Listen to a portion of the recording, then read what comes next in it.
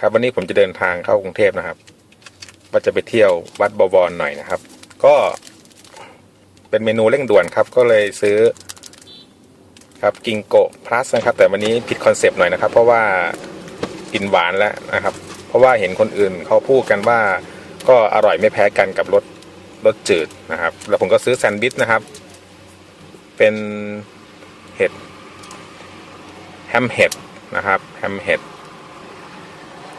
ของยี่ห้อไอเบกนะครับก็ลองดูนะครับผมก็ไม่เคยชิมแซนด์วิชอันนี้นะครับแล้วผมก็ยังไม่เคยชิมกิงโกะครับรสช็อกโกแลตนะครับแมกโนเลียกิงโกะโอเคครับเดี๋ยวผมจะลอง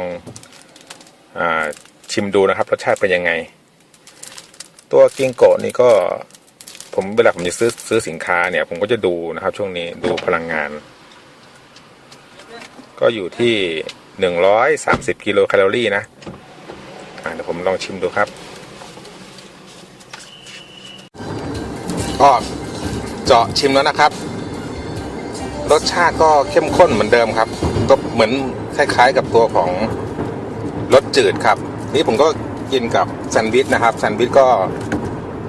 เข้ากันดีนะก็เป็นเมนูที่เน้นความรวดเร็วครับไปได้ครับ